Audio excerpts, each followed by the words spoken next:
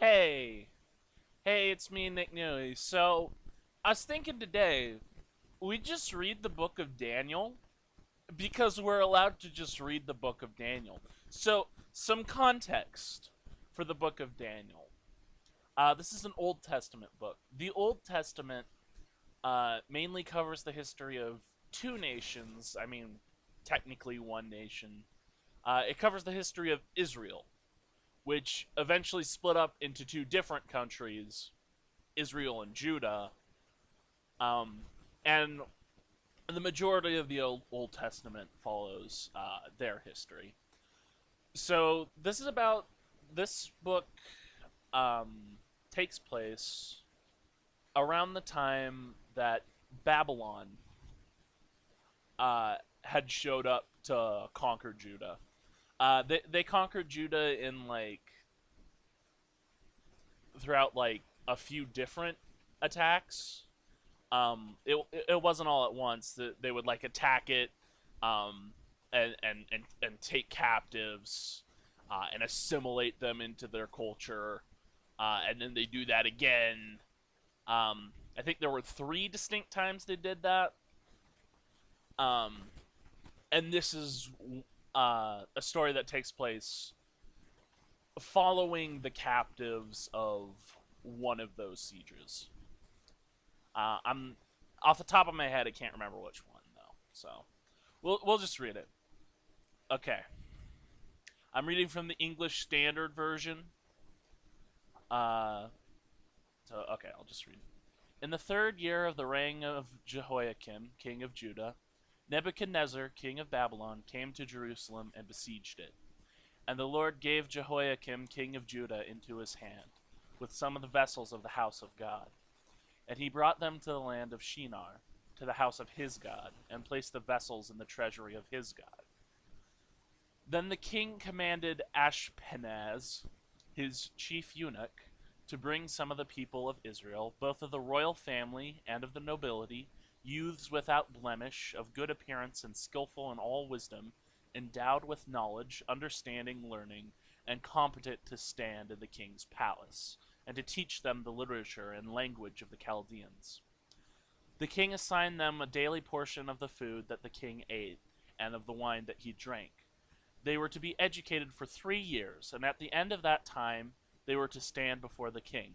Among these were Daniel, Hananiah, Mishael, and Azariah of the tribe of Judah. And the chief of the eunuchs gave them names. Daniel he called Belteshazzar, Hananiah he called Shadrach, Mishael he called Meshach, and Azariah he called Abednego. So if you've seen VeggieTales, you probably know these names. But Daniel resolved that he would not defile himself with the king's food or the wine that he drank, and the reason for this is that um, the king's food, uh, he sort of um, dedicated it to his god. So uh, this is this would be like food dedicated to a pagan deity, and so Daniel wouldn't be having that. Therefore, he asked the chief of the eunuchs to allow him not to defile himself. And God gave Daniel favor and compassion in the sight of the chief of the eunuchs. And the chief of the eunuchs said to Daniel, I fear my lord the king, who assigned your food and your drink. So, for why should he see that you were in worse condition than the youths who were of your own age? So would you endanger my head with the king? Then Daniel said to the steward whom the chief of the eunuchs had assigned over Daniel, Hananiah, Mishael, and Azariah, test your servants for 10 days. Let us be given vegetables to eat and water to drink. Then let our appearance and the appearance of the youths who eat the king's food be observed by you, and deal with your servants according to what you see. So he listened to them in this manner, and tested them for 10 days. At the end of 10 days it was seen that they were better in appearance and fatter in flesh than all the youths who ate the king's food. So the steward took away their food and the wine they were to drink, and gave them vegetables. Okay, so um, the reason for this is in that culture, if you were a noble, you were expected to be really fat because you're partaking of the blessings of the king.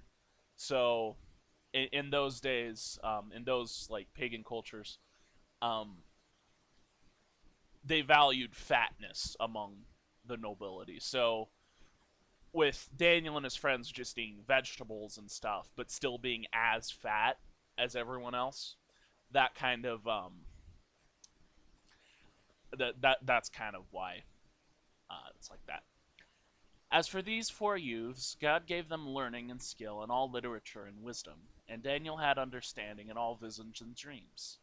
At the end of the time, when the king had commanded that they should be brought in, the chief of the eunuchs brought them in before Nebuchadnezzar.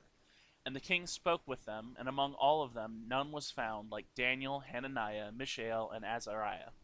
Therefore they stood before the king, and in every matter of wisdom and understanding about which the king inquired of them, he found them 10 times better than all the magicians and enchanters that were in his kingdom.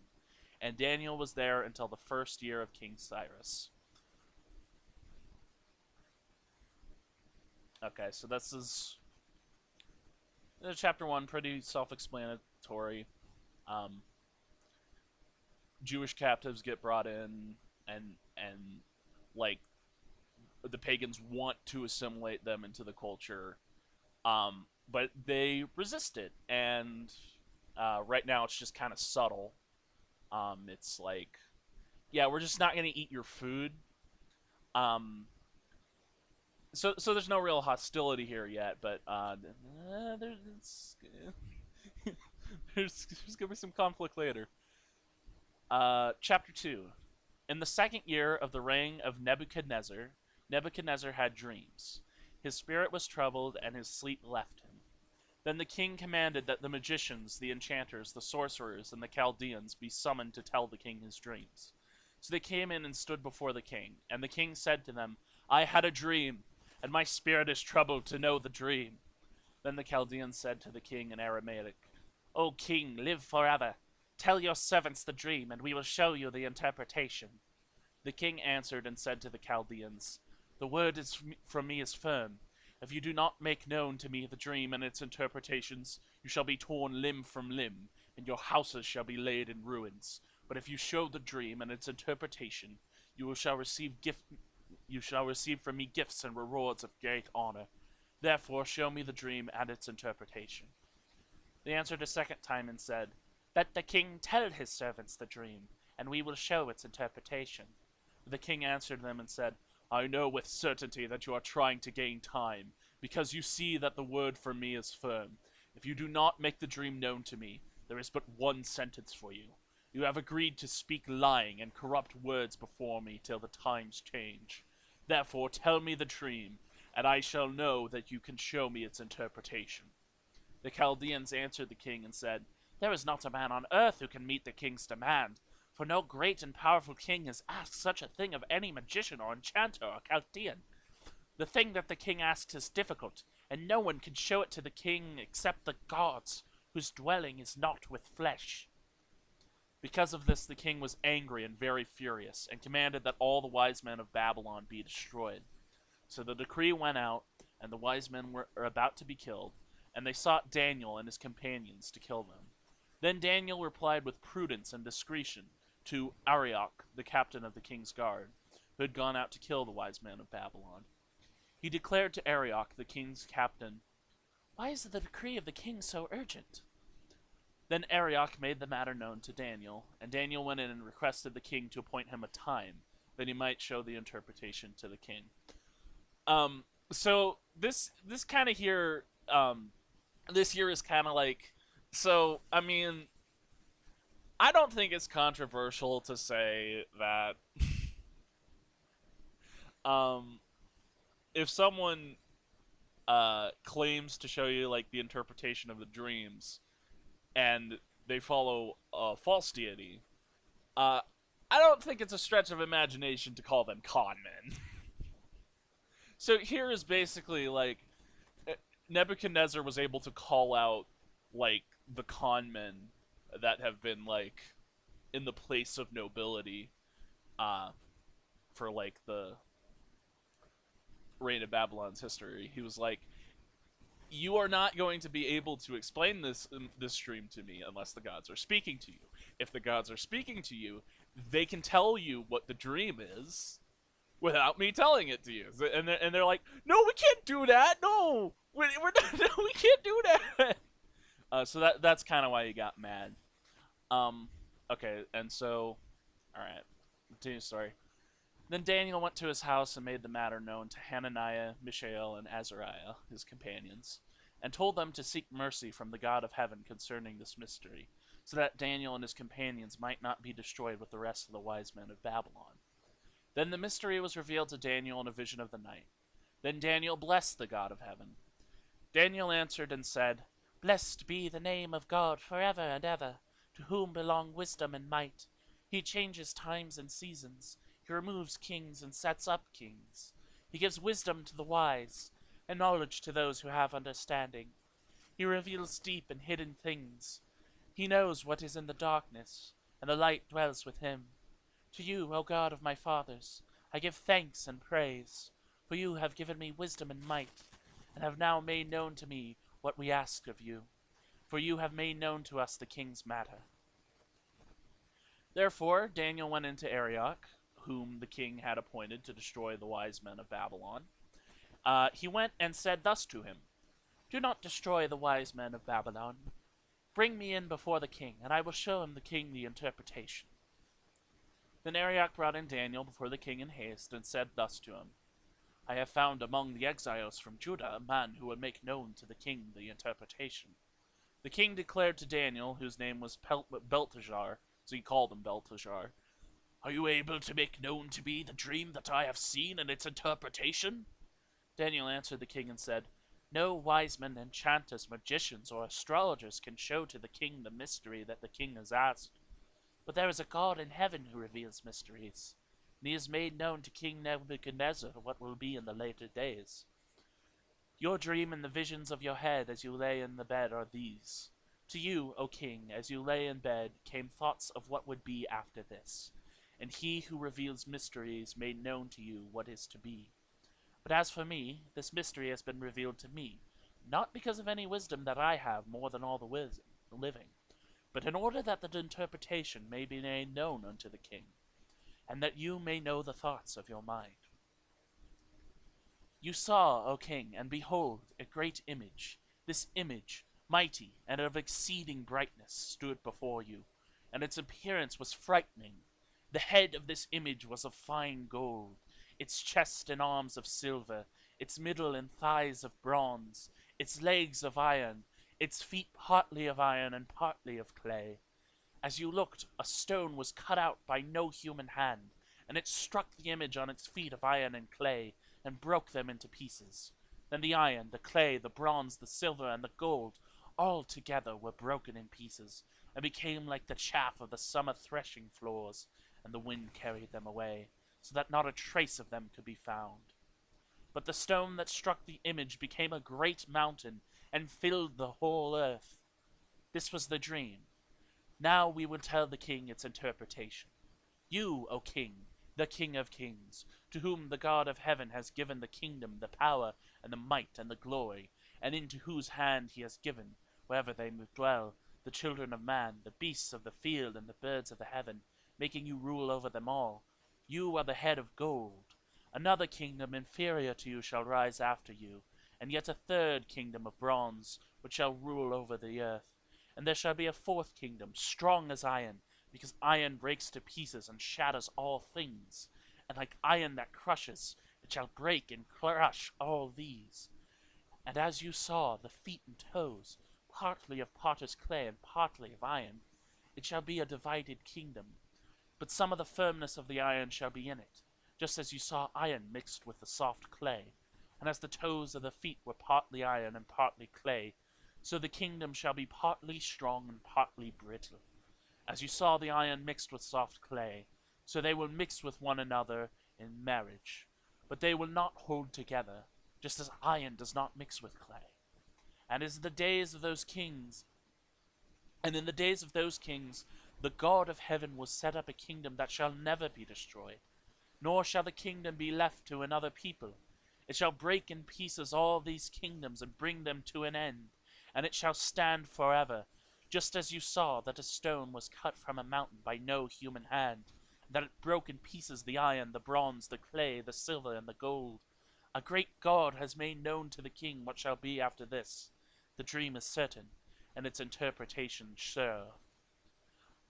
Then King Nebuchadnezzar fell on his face and paid homage to Daniel, and commanded that an offering and an incense be offered up to him. The king answered and said to Daniel, Truly your God is a God of gods, and a Lord of kings, and a revealer of mysteries, for you have been able to reveal this mystery.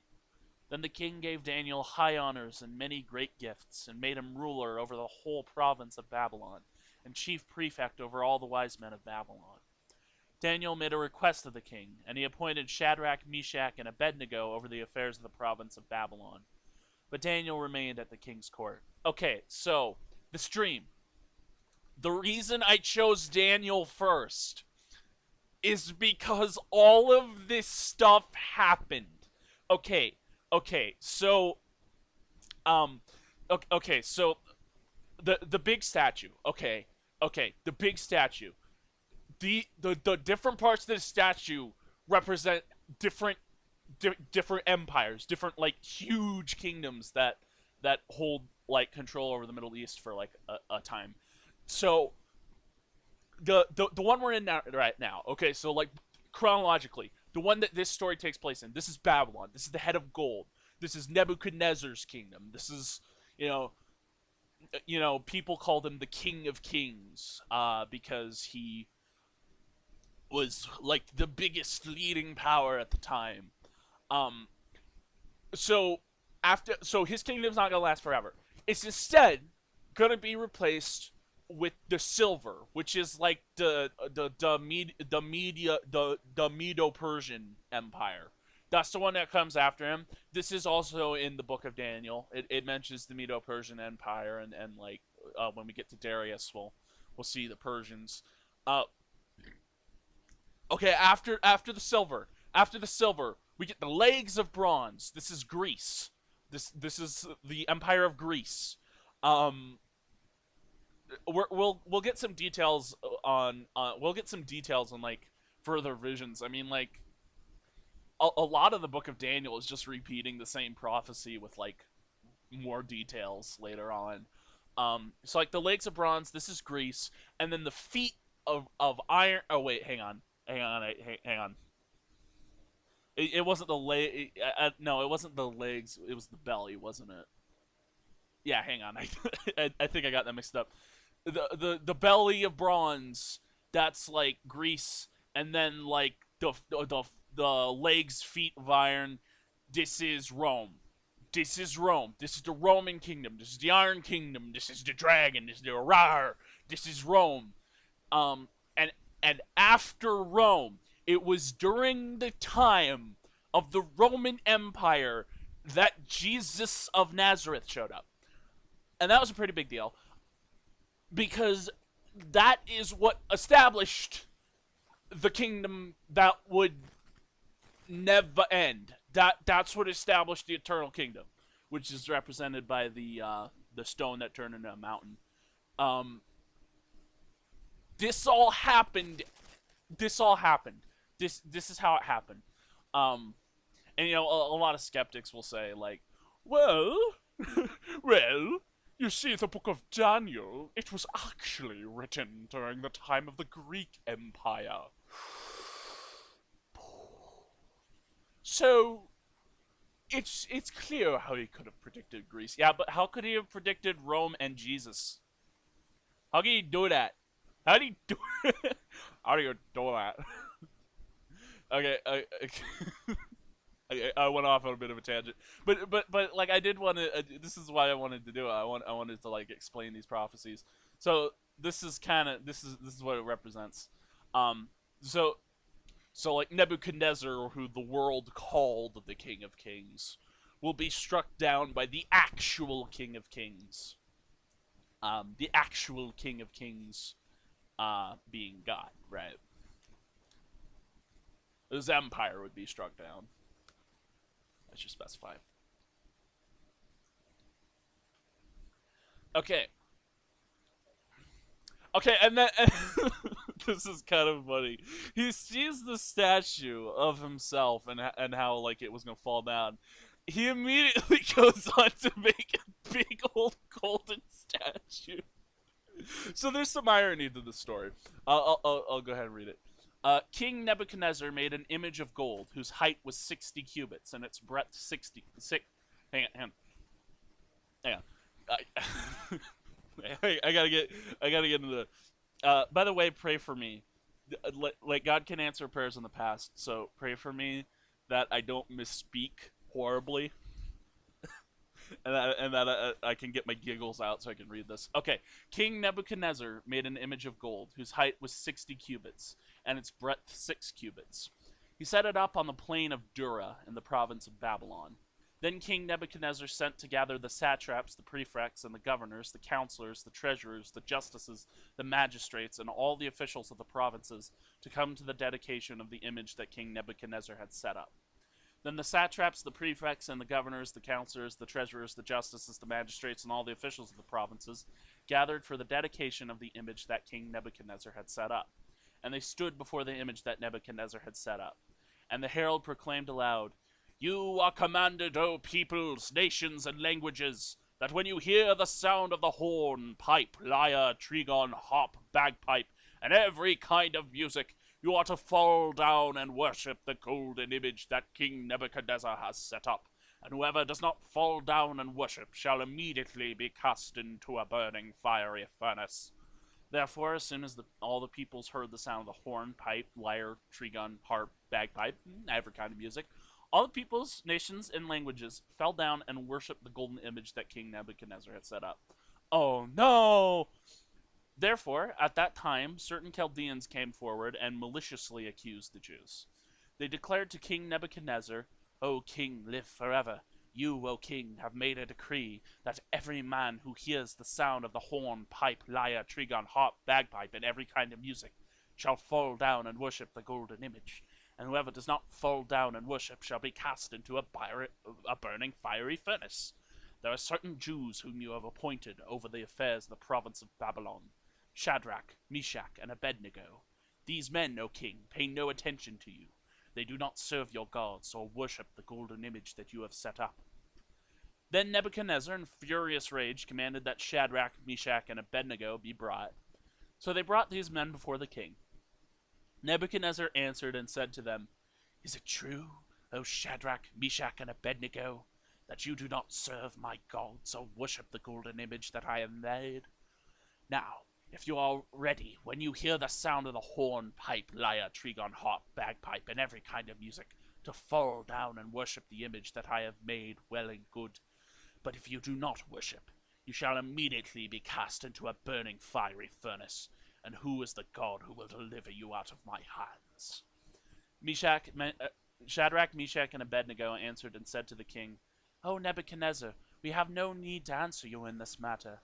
If this be so, our God whom we serve is able to deliver us from the burning fiery furnace, and he will deliver us out of your hand, O king. But if not, be it known to you, O king, that we will not serve your gods, or worship the golden image that you have set up." Then Nebuchadnezzar was filled with fury, and the expression of his face was changed against Shadrach, Meshach, and Abednego. He ordered the furnace heated 7 times more than it was usually heated, and he ordered some of the mighty men of his army to bind Shadrach, Meshach, and Abednego, and to cast them into the burning fiery furnace. Then these men were bound in their cloaks and their tunics, their hats, and their other garments, and they were thrown into the burning fiery furnace, because the king's order was urgent and the furnace overheated. The flame of the fire killed those men who took up Shadrach, Meshach, and Abednego, and these 3 men, Shadrach, Meshach, and Abednego, fell bound into the burning fiery furnace. Then King Nebuchadnezzar was astonished and rose up in haste. He declared to his counselors, "Did we not cast 3 men into the bound fire?" They answered and said to the king, "True, O king," he answered and said, "but I see 4 men unbound, walking in the midst of the fire, and they are not hurt, and the appearance of the 4th is like a son of the gods." Then Nebuchadnezzar came near to the door of the burning fiery furnace. He declared, "Meshach, Shadrach, Abednego, servants of the Most High God, come out and come here. Then Shadrach, Meshach, and Abednego came out of the fire. And the satraps, the prefects, the governors, and the king's counselors gathered together and saw that the fire had not any power over the bodies of those men. The hair of their heads was not singed, their cloaks were not harmed, and no smell of fire had come upon them. Nebuchadnezzar answered and said, Blessed be the God of Shadrach, Meshach, and Abednego, who has sent his angel and has delivered his servants who trusted in him, and set aside the king's command, and yielded up their bodies rather than serve and worship any god except their own God. Therefore I make a decree. Any people, nation, or language that speaks anything against the God of Shadrach, Meshach, and Abednego shall be torn limb from limb, and their houses laid in ruins. For there is no other God who is able to rescue in this way. Then the king promoted Shadrach, Meshach, and Abednego in the province of Babylon. So this story is kind of funny because Nebuchadnezzar had just got done with like his discussion with Daniel, and he was like, "Oh, okay, so it was cool that you were able to interpret my dream and all, but I don't exactly want my empire to end." So I'm gonna build this massive statue that represents my eternal kingdom.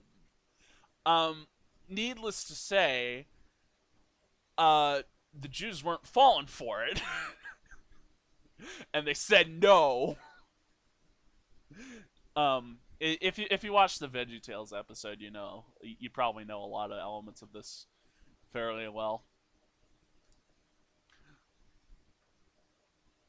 Um, yeah, I guess I could just move on to the next one. This chapter is pretty self-explanatory. King Nebuchadnezzar, to all peoples, nations, and languages that dwell on the earth, peace be multiplied to you. It has seemed good to me to show the signs and wonders that the Most High God has done for me. How great are his signs, how mighty his wonders. His kingdom is an everlasting kingdom, and his dominion endures from generation to generation. Because God's kingdom is the eternal one. The true eternal kingdom. Okay. So this is an account from Nebuchadnezzar, this next part of the book. I, Nebuchadnezzar, was at ease in my house and prospering in my palace. I saw a dream that made me afraid. As I lay in bed, the fancies and the visions of my head alarmed me. So I made a decree that all the wise men of Babylon should be brought before me, that they might make known to me the interpretation of the dream. Then the magicians, the enchanters, the Chaldeans, and the astrologers came in, and I told them the dream, but they could not make known to me its interpretation. At last Daniel came in before me, who is named Belteshazzar after the name of my God, and whom is the spirit of the holy God. And I told him the dream, saying, O Belteshazzar, chief of the magicians, because I know that the spirit of the holy gods is in you, and that no mystery is too difficult for you, tell me the visions of my dream that I saw and their interpretation. The visions of my head as I lay in bed were these. I saw, and behold, a tree in the midst of the earth, and its height was great. The tree grew and became strong, and its top reached to heaven, and it was visible to the end of the whole earth. Its leaves were beautiful, and its fruit abundant, and in it was food for all. The beasts of the field found shade under it, and the birds of the heavens lived in its branches, and all flesh was red from it. I saw in the visions of my head as I lay in bed, and behold, a watcher, a holy one, came down from heaven. He proclaimed aloud and said thus, Chop down the tree and lop off its branches, strip off its leaves and scatter its fruit, that the beasts flee from under it and the birds from its branches. But leave the stump of its roots in the earth, bound with a band of iron and bronze, amid the tender grass of the field. Let him be wet with the dew of heaven. Let his portion be with the beasts in the grass of the earth. Let his mind be changed from a man's, and let a beast's mind be given to him. And let 7 periods of time pass over him. The sentence is by the decree of the watchers, the decisions by the word of the holy ones, to the end that the living may know the Most High rules the kingdom of men, and gives it to whom he will, and sets it over the lowliest of man.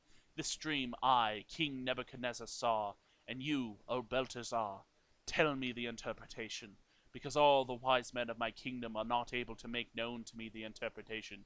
But you are able, for the spirit of the holy gods is in you. Okay. So Nebuchadnezzar, he's kind of like a polytheist. Um, so that's why he says the holy gods plural, because he's kind of like a polytheist, and he just kind of thinks that God is just another one of these gods. Um, so that's kind of why he talks like that. Then Daniel, whose name was Belteshazzar, was dismayed for a while, and his thoughts alarmed him. The king answered and said, Belteshazzar, hang on. Yeah, okay, yeah, Nebuchadnezzar's talking. Belteshazzar, let not the dream or the interpretation alarm you. Uh, Belteshazzar, Daniel, answered and said, My lord, may the dream be for those who hate you, and its interpretation for your enemies.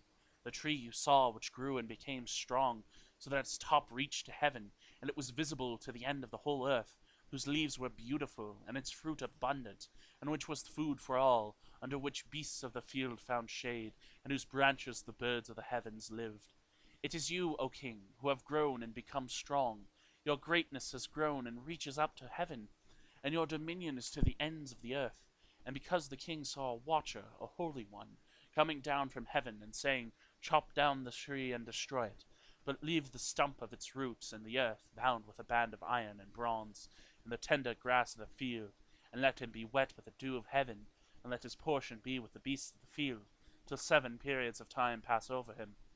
This is the interpretation, O king. It is a decree of the Most High, which has come upon my lord the king, that you shall be driven from among men, and your dwelling shall be with the beasts of the field. You shall be made to eat grass like an ox, and you shall be wet with the dew of heaven, and 7 periods of time shall pass over you, till you know that the Most High rules the kingdom of men, and gives it to whom he will. And as it was commanded to leave the stump of the roots of the tree, your kingdom shall be confirmed for you from the time that you know that heaven rules. Therefore, O king, let my counsel be acceptable to you. Break off your sins by practicing righteousness, and your iniquities by showing mercy to the oppressed, that there may perhaps be a lengthening of your prosperity.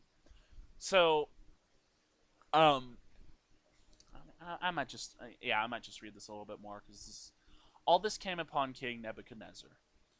At the end of 12 months, he was walking on the roof of the royal palace of Babylon, and the king answered and said, Is not this great Babylon, which I have built by my mighty power, as a royal residence, and for the glory of my majesty?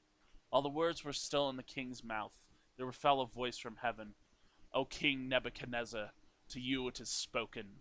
The kingdom has departed from you, and you shall be driven from among men, and your dwelling shall be with the beasts of the field, and you shall be made to eat grass like an ox, and 7 periods of time shall pass over you, until you know that the Most High rules the kingdom of men and gives it to whom he will. Immediately the word was fulfilled against Nebuchadnezzar. He was driven from among men and ate grass like an ox, and his body was wet with the dew of heaven, till his hair grew as long as eagle's feathers, and his nails were like birds' claws. At the end of the days, I, Nebuchadnezzar, lifted my eyes to heaven, and my reason returned to me, and I blessed the Most High, and praised and honored him who lives forever. For his dominion is an everlasting dominion, and his kingdom endures from generation to generation. All of the inhabitants of the earth are accounted as nothing, and he does according to his will among the hosts of heaven, and among the inhabitants of the earth. And none can say to his hand, or say to him, What have you done? At the same time my reason returned to me, and for the glory of my kingdom my majesty and my splendor returned to me. My counselors and my lords sought me, and I was established in my kingdom, and still more greatness was added to me. Now I, Nebuchadnezzar, praise and extol and honor the King of heaven, for all his works are right, and his ways are just, and those who walk in pride he is able to humble. So this is kind of like this is kind of like, so we've gotten acquainted with the pride of Nebuchadnezzar. I mean, there's the whole golden statue incident. He just has a general attitude of pride in general, and so this dream was given to him to sort of call him out on it. Um, and he was called out on it. But then here he acted in pride, he acted in defiance, and he said, "This is Babylon, which I have built by my mighty power." So this is kind of like this is like his this is like the final straw. This is like the final straw of his pride. Um, I think there are some elements to the character of Nebuchadnezzar that could be seen as like foreshadowing to the way the Antichrist is going to act, and of course the Antichrist, he's called the Beast, right? Um, so he becomes like a beast for a while. He thinks he's a cow. If I'm not mistaken, there is actually a disorder that some people have where they actually will think they're like an animal of some kind. I think that actually is like a mental disorder that still exists to this day. Um, so for 7 periods of time, and I don't know how much those periods of time are. It might have been 7 years. It might have been less than 7 years. We don't really know. But the point is, this punishment didn't last forever. Um,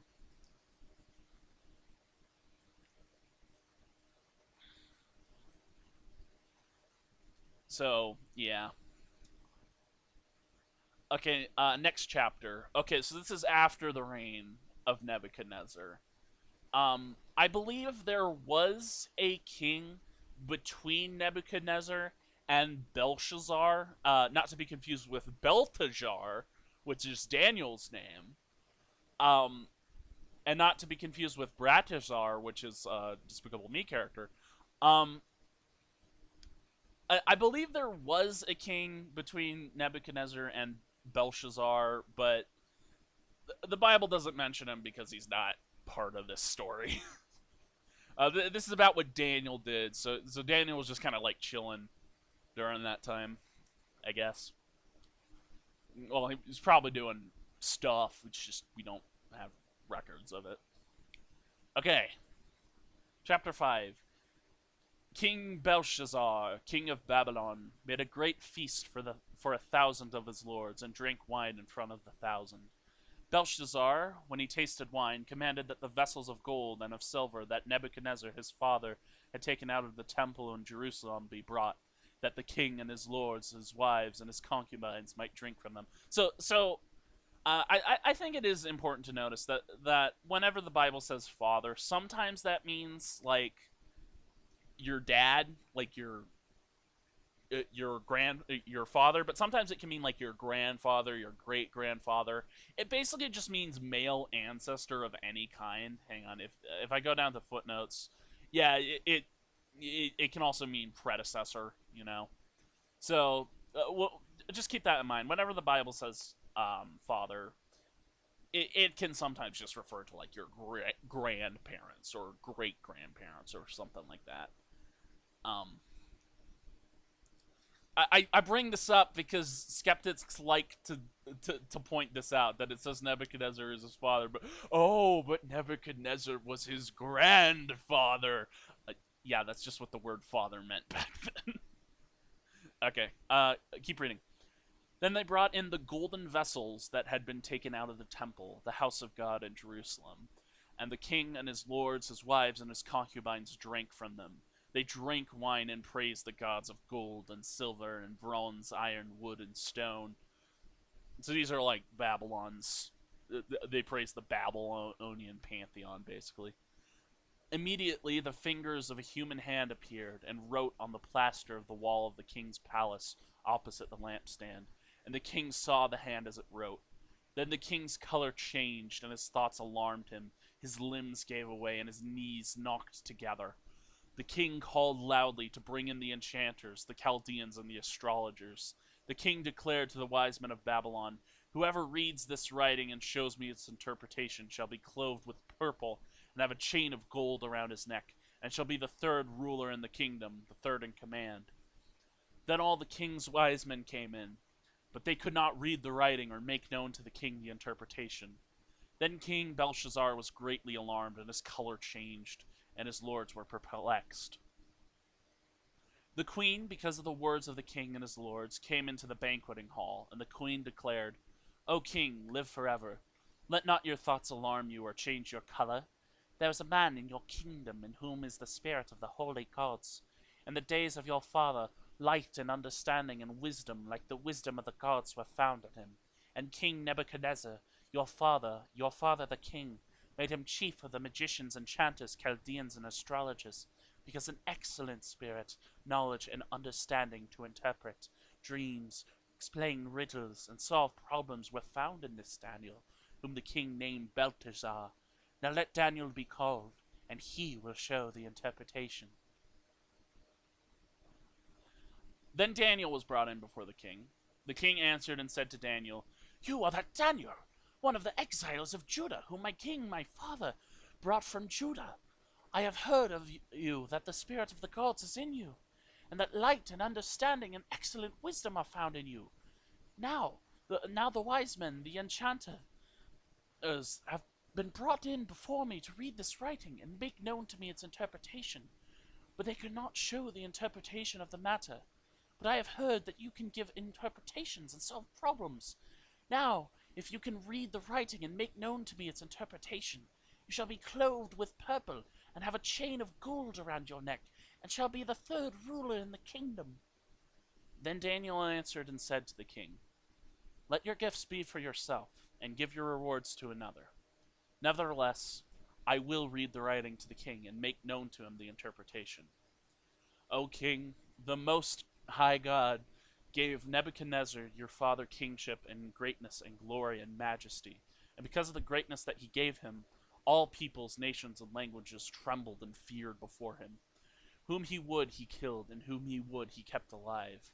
Whom he would, he raised up, and whom he would, he humbled. But when his heart was lifted up, and his spirit was hardened so that he dwelt proudly, he was brought down from his kingly throne, and his glory was taken from him. He was driven among the children of mankind, and his mind was made like that of a beast, and his dwelling was with the wild donkeys. He was fed grass like an ox, and his body was wet with the dew of heaven, until he knew that the Most High God rules the kingdom of mankind and sets it over whom he will. And you, his son, Belshazzar, have not humbled your heart, though you knew all this. But you have lifted up yourself against the Lord of heaven, and the vessels of his house have been brought in before you, and you and your lords, your wives, and your concubines have drunk wine from them. And you have praised the gods of silver and gold, of bronze, iron, wood, and stone, which do not see or hear or know, but the God in whose hand is your breath, and whose are all your ways, you have not honored." So this King Belshazzar, what he was doing, where like he sort of brought in like the vessels that were like stolen from Jerusalem during like the siege that we mentioned earlier. He brought them in to basically be like his drinking cups during this party, and stuff, and that was a very bad decision, and he knew that was a very bad decision. Uh, then from his presence the hand was sent, and this writing was inscribed. And this is the writing that was inscribed: Mene, Mene, Tekel, and Parsin.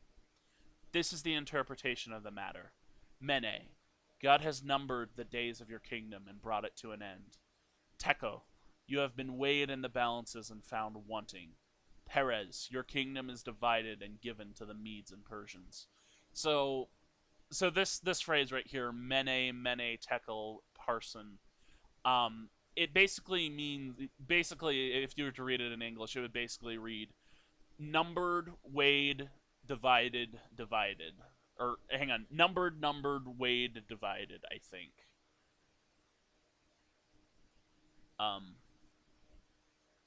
Yeah, okay. Numbered, weighed, divided.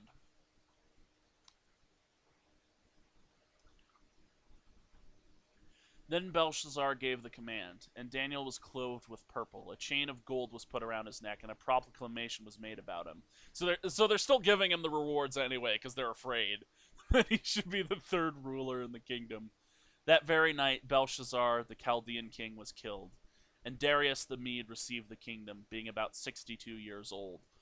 Um, I think there might. I'm not sure about this because I don't really know Persian history that well. Um, but I think there might have been a ruler before Darius, and we're getting reference to Darius now, because he's the next person who's like important to the story. Um,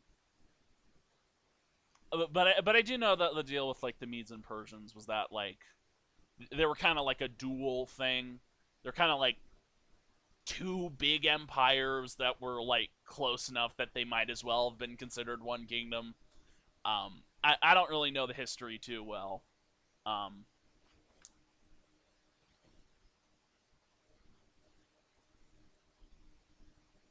it pleased Darius to set. Okay, hang on. I gotta prepare for the next one. It pleased Darius to set over the kingdom 120 satraps to be throughout the whole kingdom, and over them three high officials, of whom Daniel was one. So Daniel, he kind of like Daniel kind of got the good end of the deal here when Babylon was conquered. He kind of like willingly, um, yeah, kind of like willingly uh, transitioned into the next empire, I guess. So like he was still given a lot of honor, um, and made like a high ranking official, to whom these satraps should give account, so that the king might suffer no loss. Then this Daniel became distinguished above all the other high officials and satraps, because an excellent spirit was in him. And the king planned to set him over the whole kingdom. Then the high officials and the satraps sought to find a ground for complaint against Daniel with regard to the kingdom, but they could find no ground for complaint or any fault, because he was faithful, and no error or fault was in him. Then these men said, "We shall not find any ground or complaint against this Daniel unless we find it in connection with the law of his God." So, so the other so the other high-ranking wise men were kind of like, we're kind of jealous of Daniel and wanted him out of the way. Then these high officials and satraps came by agreement to the king and said to him, "O King Darius, live forever. All the high officials of the kingdom, the prefects and the satraps, the counselors and the governors, are agreed that the king should establish an ordinance and enforce an injunction that whoever makes petition to any god or man for 30 days, except to you, O king, shall be cast into the den of lions. Now, O king, establish the injunction and sign the document, so that it cannot be changed, according to the law of the Medes and the Persians, which cannot be revoked." Therefore King Darius signed the document and injunction. When Daniel knew that the document had been signed, he went to his house, where he had windows in his upper chambers open towards Jerusalem. He got down on his knees 3 times a day and prayed and gave thanks before his God, as he had done previously. Then these men came by agreement and found Daniel making petition and plea before his God. Then they came near and said before the king concerning the injunctions, "O king, did you not sign an injunction that anyone who makes petition to any god or man within 30 days except to you, O king, shall be cast into the den of lions?" The king answered and said, "The thing stands according to the law of the Medes and Persians, which cannot be revoked." Then they answered and said before the king, "Daniel, who is one of the exiles from Judah, pays no attention to you, O king, or the injunction you have signed, but makes his petition 3 times a day." Yes, I am giving him that the voice because that was the VeggieTales character. Um, then the king, when he heard these words, was much distressed, and set his mind to deliver Daniel. And he labored till the sun went down to rescue him. Then these men came by agreement to the king and said to the king, "Know, O king, that it is a law of the Medes and Persians that no injunction or ordinance that the king establishes can be changed." Then the king commanded, and Daniel was brought and cast into the den of lions. The king declared to Daniel, "May your God, whom you serve continually, deliver you." And a stone was brought and laid on the mouth of the den. And the king sealed it with his own signet and with the signet of his lords, that nothing might be changed concerning Daniel. Then the king went to his palace and spent the night fasting. No diversions were brought to him, and sleep fled from him. He can't sleep because uh, he basically he found out this law was like a terrible decision pretty much instantly. Then at the break of day, the king arose and went in haste to the den of lions. As he came near to the den where Daniel was, he cried out in a tone of anguish. The king declared to Daniel, "O Daniel, servant of the living God, has your God, whom you serve continually, been able to deliver you from the lions?" Then Daniel said to the king, "O king, live forever. My God sent his angel and shut the lions' mouths, and they have not harmed me, because I was found blameless before him. And also before you, O king, I have done no harm." Then the king was exceedingly glad, and commanded that Daniel be taken up out of the den. So Daniel was taken up out of the den, and no kind of harm was found on him, because he had trusted in his God. This is basically kind of the same thing that happened with the burning furnace. Like, the king tried to throw Daniel's friends into the furnace, and God protected them. This is basically the same thing, just with a different king. And the king commanded, and those men who had maliciously accused Daniel were brought and cast into the den of lions. They, their children, and their wives. So this is Darius's choice. So keep that in mind. And before they reached the bottom of the den, the lions overpowered them and broke all their bones into pieces. Then King Darius wrote to all the peoples, nations, and languages that dwell in all the earth, "Peace be multiplied to you. I make a decree that in all my royal dominion people are to tremble and fear before the God of Daniel. For he is the living God, enduring forever. His kingdom shall never be destroyed, and his dominion shall be to the end. He delivers and rescues. He works signs and wonders in heaven and on earth. He who has saved Daniel from the power of the lions." So this Daniel prospered during the reign of Darius and the reign of Cyrus the Persian. Oh yeah, it does mention Cyrus the Persian here. Oh yeah, because Darius is the Mede, right? So Darius would be in charge of the Mede. Cyrus would be, yeah. I think. I don't know how it worked back then. I don't know the history as well as I should, probably. I know biblical history. I don't know Persian history very well. Oh, okay. This is the bit that I really wanted to get to. This is when we get like this is when we get the big prophecies. And I think yeah, cuz this one shows it's in the year of Belshazzar. So I don't I think these final few visions are like in order, but yeah, Belshazzar, Darius, Cyrus, Darius. Yeah, okay. I think these final few visions are in order. Um,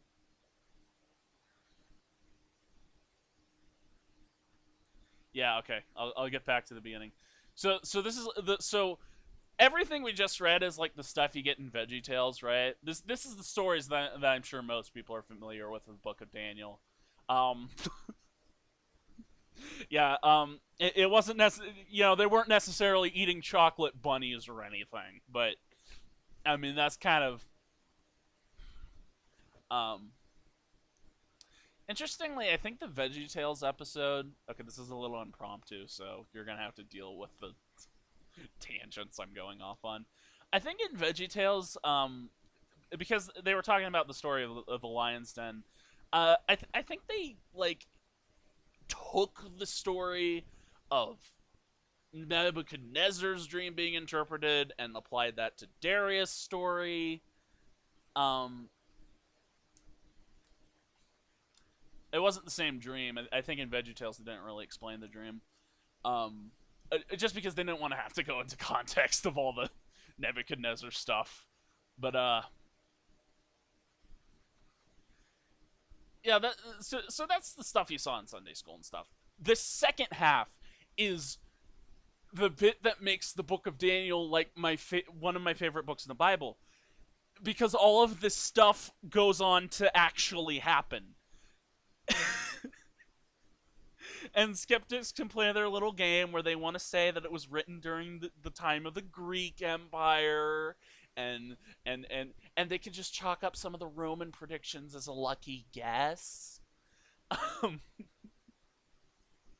but I mean, when we get into some of this stuff, that excuse becomes very thin.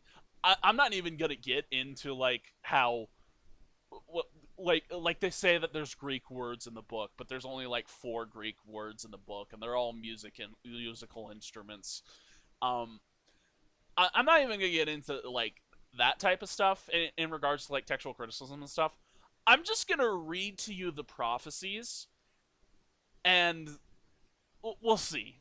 Um, some of this stuff, some of this stuff has been fulfilled.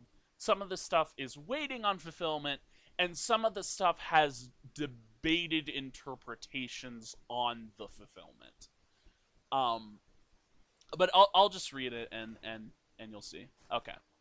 So the second half is all prophetic visions. In the first year of Belshazzar, king of Babylon, Daniel saw a dream and visions of his head as he lay in his bed. Then he wrote down the dream and told the sum of the matter. Daniel declared, I saw in my vision by night, and behold, the four winds of heaven were stirring up the great sea, and four great beasts came up out of the sea, different from one another.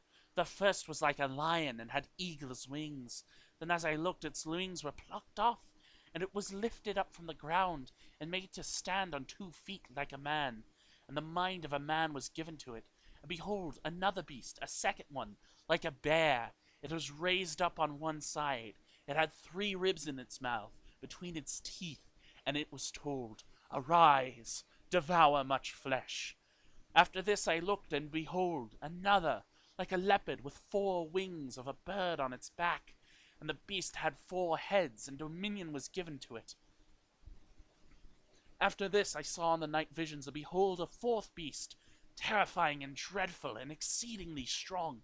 It had great iron teeth. It devoured and broke in pieces, and stamped what was left with its feet. It was different from all the beasts that were before it, and it had 10 horns. I considered the horns, and behold, there come up among them another horn, a little one, before which 3 of the first horns were plucked up by the roots. And behold, in this horn were eyes like the eyes of a man, and a mouth speaking great things. And as I looked, thrones were placed, and the Ancient of Days took his seat. His clothing was white as snow, and the hair of his head like pure wool. His throne was fiery flames, its wheels were burning fire. A stream of fire issued and came out before him. 1,000,000 served him, and 10,000 times 10,000 stood before him.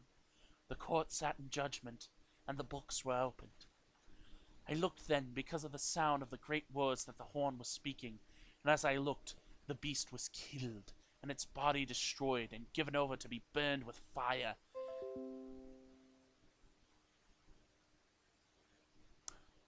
As for the rest of the beasts, their dominion was taken away, but their lives were prolonged for a season and a time.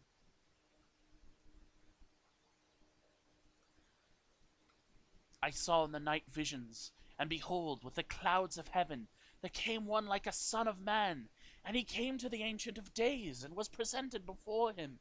And to him was given dominion, and glory, and a kingdom, that all peoples, nations, and languages should serve him. His dominion is an everlasting dominion, which shall not pass away, and his kingdom one that shall not be destroyed. As for me, Daniel, my spirit within me was anxious, and the visions of my head alarmed me. I approached one of those who stood there and asked him the truth concerning all this. So he told me and made known to me the interpretation of the things. These 4 great beasts are 4 kings who shall arise out of the earth, but the saints of the Most High shall receive the kingdom and possess the kingdom forever, forever and ever. Then I desired to know the truth about the 4th beast, which was different from all the rest, exceedingly terrifying, with its teeth of iron and claws of bronze, and which devoured and broke in pieces and stamped what was left with its feet. And about the 10 horns that were on its head, and the other horn that came up, and before which 3 of them fell, a horn that had eyes and a mouth that spoke great things, and that seemed greater than its companions. As I looked, this horn made war with the saints and prevailed over them, until the Ancient of Days came, and judgment was given for the saints of the Most High, and the time came when the saints possessed the kingdom. Thus he said, as for the fourth beast, there shall be a fourth beast. Hang on. Thus he said, as for the fourth beast, there shall be a fourth kingdom on earth, which shall be different from all the kingdoms, and it shall devour the whole earth, and trample it down, and break it to pieces. As for the 10 horns, out of this kingdom 10 kings shall arise, and another shall arise after them. He shall be different from the former ones, and he shall put down 3 kings. He shall speak words against the Most High. He shall wear out the saints of the Most High, and shall think to change the times and the law, and they shall be given into his hand for a time, times, and half a time. But the court shall sit in judgment, and his dominion shall be taken away, to be consumed and destroyed to the end. And the kingdom and the dominion, the greatness of the kingdoms under the whole heaven, shall be given to the people of the saints of the Most High. His kingdom shall be an everlasting kingdom, and all dominions shall serve and obey him. Here is the end of the matter. As for me, Daniel, my thoughts greatly alarmed me, and my color changed, but I kept the matter in my heart. So, with these different beasts, I think, thinking back to the statue, these would represent the kingdoms that came before. So, of course, one of them would represent the Medo-Persian Empire, one of them would represent Greece, and one of them would represent Rome. And then there's this fourth beast, which is interesting because a lot of this sounds like stuff that the thing about the fourth beast is based on the what we know before, it seems like it would apply to Rome, like the Empire of Rome. And then there's this little horn that arises from this fourth beast, who is, sort of compared to the Antichrist with like the stuff he does because all the stuff here. There is such a thing as dual fulfillment in biblical prophecy, but also throughout the Bible you will get sort of indications that the Antichrist will come out of Rome. So there are many different ways to take that. First of all is the belief that a lot of all millennials go with, that the beast was actually Nero, who was like the most hostile king towards Christianity in those days. A lot of people like to say that the Antichrist is going to be the papacy, because they just consider the papal authority to be a Christianized version of Rome. I mean, maybe. I mean, that could happen. I'm not Catholic, but I don't think I don't think all of the popes were bad either. So, I mean, maybe. I think the message people take away from this is that the fourth beast represents Rome, and the little horn represents the Antichrist. That's kind of the visuals that people take away with this. So whether or not he was ruling during the Empire of Rome, or whatever he ends up ruling is something that happens in regards to the fall of Rome, and like he's a descendant or whatever, something like that. But the big thing I want to point you to here is this. I might just go ahead and read this again because it's really interesting. The Ancient of Days. This is a title. This is one of the Lord's many titles. The Ancient of Days, the King of Time. I guess. I guess would be a modern way of saying that. Thrones were placed and the Ancient of Days took his seat. His clothing was white as snow, and the hair of his head like pure wool. His throne was fiery flames, and its wheels were burning fire. A stream of fire issued and came out from before him. 1,000,000 served him, and 10,000 times 10,000 stood before him. The court sat in judgment, and the books were opened. Um, and then there came another one. I saw in the night visions, and behold, with the clouds of heaven there came one like a son of man, and he came to the Ancient of Days and was presented before him. And to him was given dominion and glory and a kingdom, that all peoples, nations, and languages should serve him. His dominion is an everlasting dominion which shall not pass away, and his kingdom is one that shall not be destroyed. So, this is imagery of Jesus, the one like the Son of Man, who approaches the Ancient of Days, and he has the blessing of the Ancient of Days to have an eternal kingdom, a truly eternal kingdom, the true King of Kings. Um, yeah. So, um, I mean, someone might debate that this isn't a messianic prophecy. I 100% believe this is a messianic prophecy because what else would it represent? Um,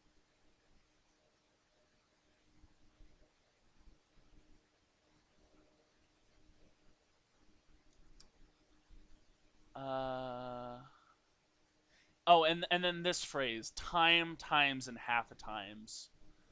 Um, a lot of people think that time, if you refer to a time as 1 year, this would be 1 year plus 2 year. This is 3 years, and half a time would be like 3.5 years. Which, of course, the tribulation is split up into two halves, um, 3.5. Like the tribulation is like a 7 year period. So there's one half of the tribulation, and then the other half of the tribulation. It's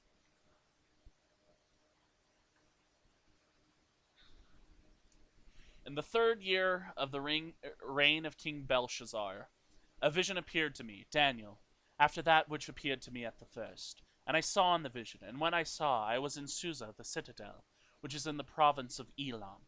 And I saw in the vision, and I was at the Ulai canal. I raised my eyes and saw, and behold, a ram standing on the bank of the canal. It had 2 horns, and both horns were high, but one was higher than the other, and the higher one came up last. And I saw the ram charging westward and northward and southward. No beast could stand before him, and there was no one who could rescue from his power, and he did as he pleased and became great. And as I was considering, behold, a male goat from the west across the face of the whole earth, without touching the ground, and the goat had a conspicuous horn between his eyes. He came into the ram with the he came to the ram with the 2 horns which I had seen standing on the bank of the canal, and he ran at him in his powerful wrath. I saw him come close to the ram, and he was enraged against him, and struck the ram, and broke his 2 horns. And the ram had no power to stand before him, but he cast him down to the ground and trampled on him, and there was no one who could rescue the ram from his power. Then the goat became exceedingly great, but when he was strong, the great horn was broken, and instead of it there came up 4 conspicuous horns towards the 4 winds of heaven. So if we, I might actually pause here after this verse. So if we consider the imagery we've considered so far, you have the Medo-Persian Empire, which is like the sort of like dual empire that gets struck down by Greece. Um, but the great horn was broken and turned into 4 horns. So this is kind of what happened to Greece. Um, Greece during the time of Alexander the Great, I believe it was, conquered much of the known world at the time. And of course, they took over the Medo-Persian Empire. Um,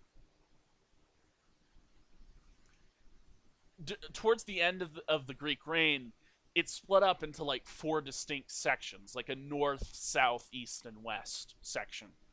So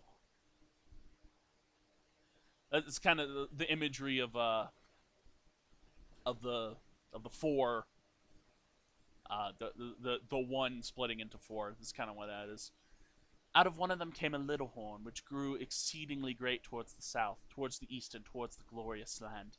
It grew great even to the host of heaven, and some of the host and some of the stars it threw down to the ground and trampled on them.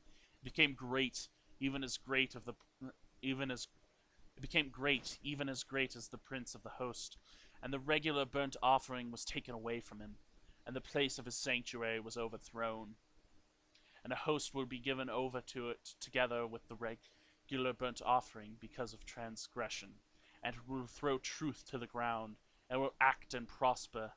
Then I heard a holy one speaking, and another holy one said to the one who spoke, "For how long is the vision concerning the regular burnt offering, the transgression that makes desolate, and the giving over the sanctuary and host to be trampled underfoot?" And he said to me, "For 2,300 evenings and mornings. Then the sanctuary shall be restored to its rightful state." So I believe, if I'm not mistaken, this, and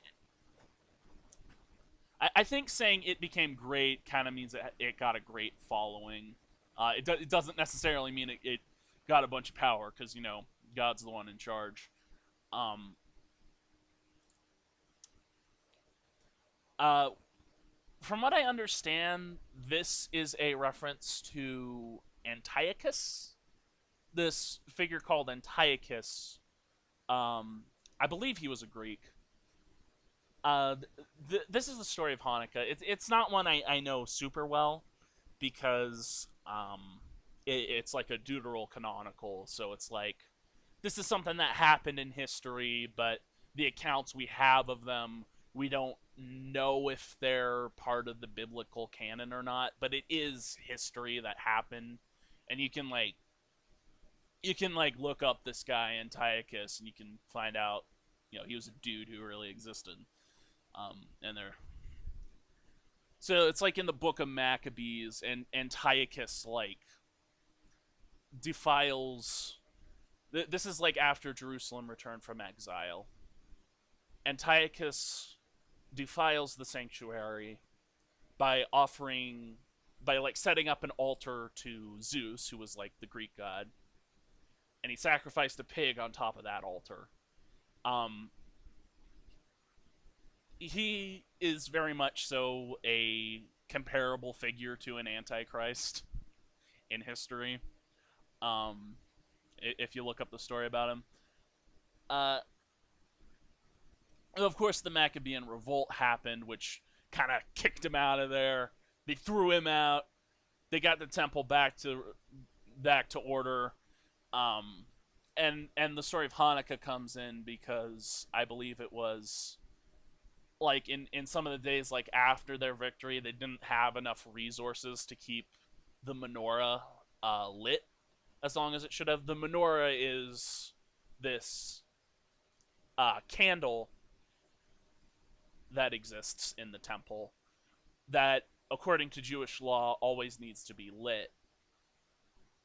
And they were kind of worried because they only had enough oil to keep the lantern lit for just just like a day.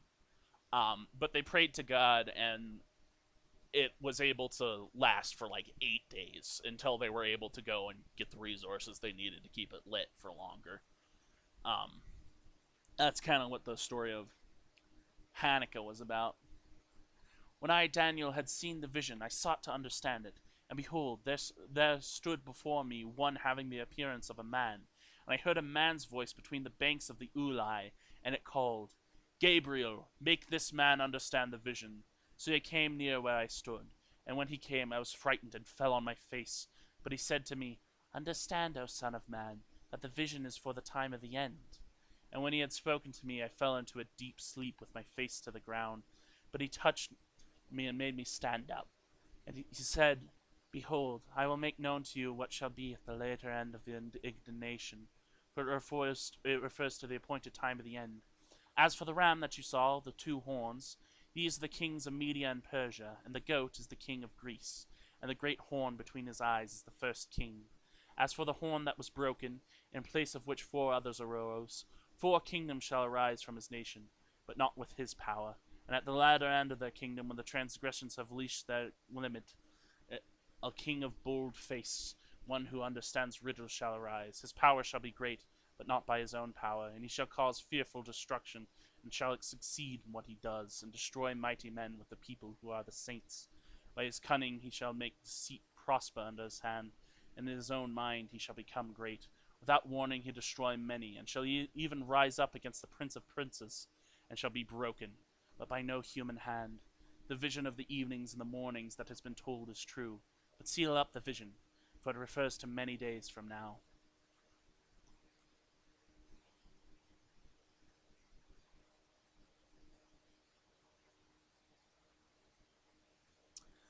And I, Daniel, was overcome and lay sick for some days. Then I rose and went about the king's business, but I was appalled by the vision and did not understand it.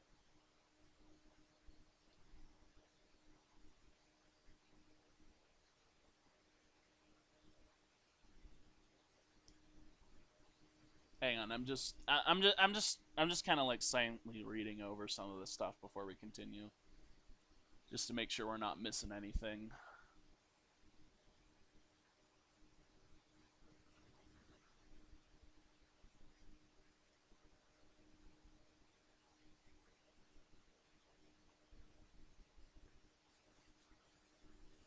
Yeah, okay. Okay, Daniel 9. Okay. I might just read this one entirely and then go back and like I did with Daniel 7. I'm sorry. This is a lot for me to process too, because it's like I know all this stuff. Like I know where this stuff has been fulfilled in history for the most part. Some of it I don't know. Um, but it is just like I don't want to miss anything. I really want to make sure I don't miss anything because this is one of the. This really is a really cool book of the Bible.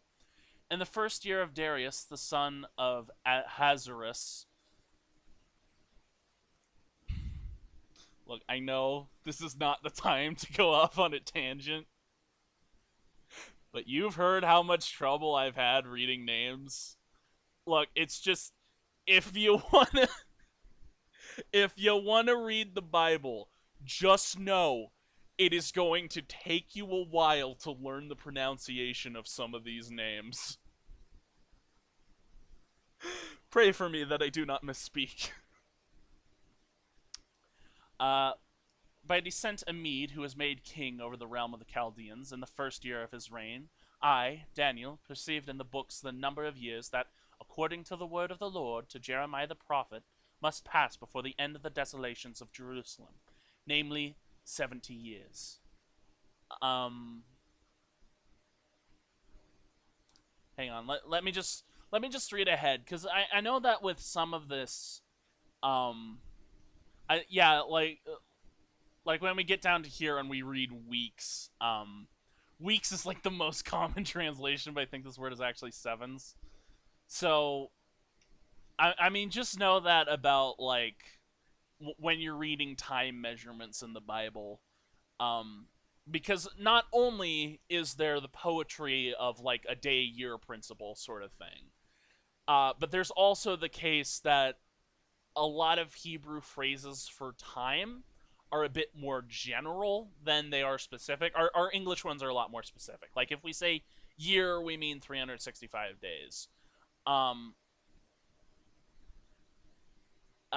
in Hebrew, you can say moed, and that can mean like a day. That can mean a week. That can mean a year. That can mean a lot. So, um, just keep that in mind. I think we'll be fine to keep reading for now, but I will explain that a little bit more when we get to the 70 weeks prophecy. Then I turned my face to the Lord God, seeking him by prayer and pleas for mercy with fasting and sackcloth and ashes. I prayed to the Lord my God and made confession, saying, O Lord, the great and awesome God, who keeps covenant and steadfast love with those who love him and keep his commandments. We have sinned and done wrong and acted wickedly and rebelled, turning aside from your commandments and rules. We have not listened to your servants the prophets, who spoke in your name to our kings, our princes, and our fathers, and to all the people of the land. To you, O Lord, belongs righteousness, but to us open shame, as at this day to the men of Judah, to the inhabitants of Jerusalem, and to all Israel. those who are near and those who are far away, and all the lands to which you have driven them, because of the treachery that they have committed against you. To us, O Lord, belongs open shame, to our kings, to our princes, and to our fathers, because we have sinned against you. To the Lord our God belong mercy and forgiveness, for we have rebelled against him, and have not obeyed the voice of the Lord our God by walking in his laws, which he set before us by his servants the prophets. All Israel has transgressed your law and turned aside, refusing to obey your voice, and the curse and oath that are written in the law of Moses the servant of God has been poured upon us, because we have sinned against him. He has confirmed his words in which he spoke against us and against our rulers who ruled us, by bringing upon us a great calamity. For under the whole heaven there has not been done anything like what has been done against Jerusalem. As it is written in the law of Moses, all this calamity has come upon us, yet we have not entreated the favor of the Lord our God, turning from our iniquities and gaining insight by your truth. Therefore the Lord has kept ready the calamity and has brought it upon us. For the Lord our God is righteous in all the works that he has done, and we have not obeyed his voice. And now, O Lord our God, who brought your people out of the land of Egypt with a mighty hand, and have made a name for yourself, as at this day we have sinned, we have done wickedly. So Moses kind of predicted the fall of Israel and Judah. just context for everything that was just said. Moses said that this would happen if if they uh, if they forsook the commandments of the Lord. Um, because at the beginning we read that Judah was besieged by Babylon. That's part of it. Israel was besieged by Assyria, actually, and then of course Assyria was conquered by Babylon, and then Babylon was conquered by the Medes and Persians, and then the Medes and Persians were conquered by Greece, and then Greece was conquered by Rome, and then Rome was conquered by Jesus of Nazareth. So yeah. um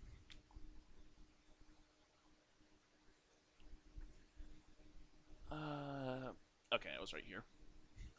O Lord, according to all your righteous acts, let your anger and your wrath turn away from your city Jerusalem, your holy hill, because for our sins and for the iniquities of our fathers, Jerusalem and your people have become a byword among all who are around us.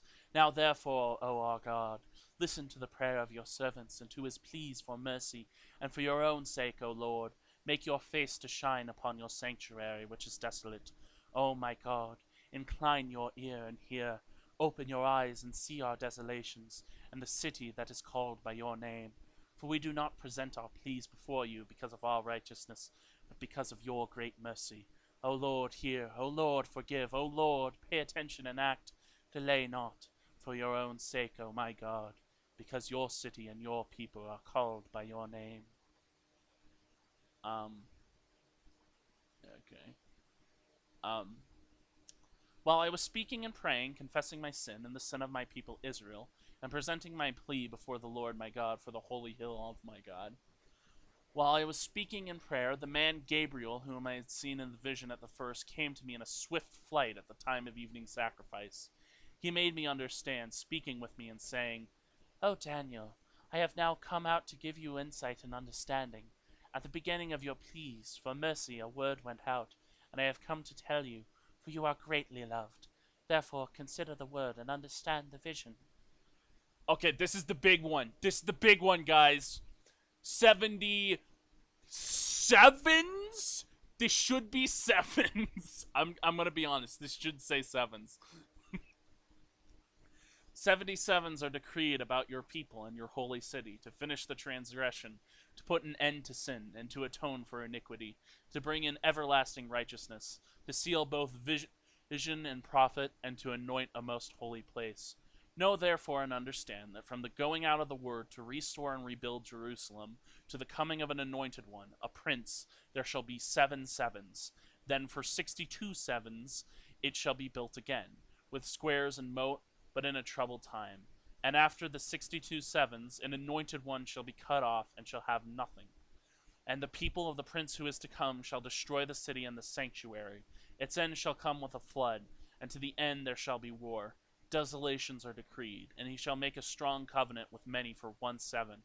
And for half of the 7 he shall put an end to sacrifice and offering. And on the wing of abomination shall come one who makes desolate, until the decreed end is poured out on the desolator. Okay, this is the big one.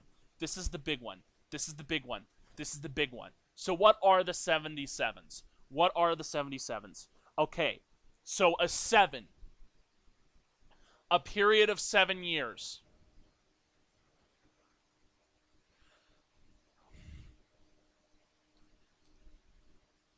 Period of 7 years. Okay, so 7 times 7 plus 62. Hang on, let me just do it this way. 77s. Okay, 77s. 7 years times 70. That would be 490 years. Okay, so you got 490 years. Then you have this 1 week, like, down here. You have the week after the anointed one is cut off. So minus that, so 490 minus 7. I'm doing the math in my head. 490 minus 7. That's 483 years. 483. Okay, so this is mentioned in Nehemiah 2. This is mentioned in Nehemiah 2 and in history. King, I think his name is Ahasuerus, Artaxerxes, Xerxes. He has a lot of different names. But it's like the same guy. I believe it was the king who also married Esther around the time. This is a Persian king. Okay? This is the Persian king that decreed that Jerusalem should be rebuilt. So like, there was a Persian king who said that, like, the Jews could, like, go back to the Holy Land, like, before him. But specifically with, like, rebuilding the city of Jerusalem, which, like, includes the wall, right? The wall of Nehemiah. That was Ahasuerus. That was around, like, that was around, like, 450, 440 BC. Around that time. If you go 483 years from that, you get to the time of Jesus. Specifically, the day when he entered Jerusalem riding a donkey. That was Nisan 10. Now, because I'm not a historian myself, I only know the time range of when these events take place. I know that the range of the decree was like from 450, 440 BC, around that time, and I know that the time of Christ would have been 28 to 32 AD. Now, this is based on Babylonian years, so that would be like 360-day years. This wouldn't be our modern 365-day years. This would be like a period of 360 years. 360-day years, sorry. It is like the exact time until Jesus enters Jerusalem. After the 62 weeks, an anointed one, so that's 7 plus 62, that's 69 sevens. An anointed one shall be cut off and shall have nothing. And of course, what happened to Jesus? He was the anointed one. They hung him on a cross. He was cut off from the land of the living. That the Hebrew idiom "cut off" means to die, basically. And the people of the prince who is to come shall destroy the city and the sanctuary. So, sometime after the death of Jesus, and now skeptics like to date the writing of Matthew late because they don't like that Jesus predicted the destruction of the temple, but the book of Daniel predicts the destruction of the second temple. So, I mean, you know, just consider that. After Jesus was cut off, the people of a prince who is to come destroy the city and the sanctuary. And to the end there shall be war. So this kind of, like, you know, with everything that happens between the 69 weeks and the seventh one, like all this stuff, Um, yeah, like all this stuff. This kind of implies that there is a gap between the 69 and 7. Um, and of course, the last week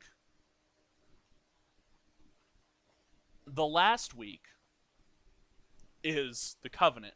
Now, you might notice here, it was the people of the prince who is to come shall destroy the city and the sanctuary. So this makes it sound like he who strengthens the covenant for 1 week, whom, if you know about end times, you know that that's probably talking about the Antichrist. Um, you got to keep in mind the Antichrist is very heavily tied to not a human ruler, not a human prince, but the prince of the demons. The you know, what's his name? What's his name? Gary Miller, I think his name was. No, that's not right. Oh yeah, Satan. Oh yeah, it was that guy. Yeah. So the people of Satan shall destroy the city and the sanctuary, and then he shall make his own covenant for 1 week, and at the half of the week he shall put an end to sacrifice and offering. And you can read about this in Revelation. Halfway through the tribulation, the the baddie comes in and he is like, "Hey, look at me! Hey, it's me!" I don't even want to say that. He basically claims to be God, and then he puts an end to like the sacrifice and offering, which is why a third temple is necessary for the tribulation to begin. That's part of the reason. Um, and he shall do abominations that make desolate until the decreed end is poured out upon him. Uh, so this is one of the big reasons I believe that Christianity is the right one. Because like they predicted the time of Jesus accurately. And like that would be one thing, because like to be fair, there are people who have claimed to be the Messiah for a long period of time, but none of them have established a kingdom that has lasted for eternity. Jesus was the one person who claimed to be Messiah, whose message spread to the whole world and still exists to this day. And you may think, oh, Christianity is on the decline. Not really. A lot of people in Western nations have kind of gotten complacent and have kind of moved away because of complacency, really. But I mean, Christianity is still the biggest religion in the world. And I mean, if end times are soon, which I'm a little bit of an end times junkie, so sometimes I get the feeling that we're not gonna last another generation. And I know I could be wrong about that. Nobody's gonna know the exact time that this takes place except God Himself. Um, but like, I mean, I think the big theme about Daniel is just a series of prophecies that do eventually come true. And I mean, like, if you're skeptical, I'm not here to bother you. I mostly make jokes about like the the guys who pretend they're so much smarter than everyone, and like pretend that Christianity is just a like a silly like little they're like children's fairy tales to teach them about morality. Ignore the fact that half of them aren't even for children in the first place. Um, it doesn't really censor its content. Um, I'm smarter than you. That's the type of people I like to make fun of. Like if you're an atheist agnostic watching this, I mean like, hey, that's cool. Um, but this right here will be always be a big reason I believe in Christianity. Um, I think I'm gonna read the rest in a little bit, but I'm gonna have lunch here in a minute, so I'm gonna pause the video and I'll be back to you in like 5 minutes. Bye bye. All right, so I ate my lunch, so now we're done with the break, and it was kind of good I took a break because we only have one more vision to get through. It takes up 3 chapters entirely. We read Daniel 9 last time, right? Yeah, it's the 77's big one. Um, it was kind of good I took a break because this last vision takes up 3 whole chapters, and it is one of the most complex prophecies in the book of Daniel.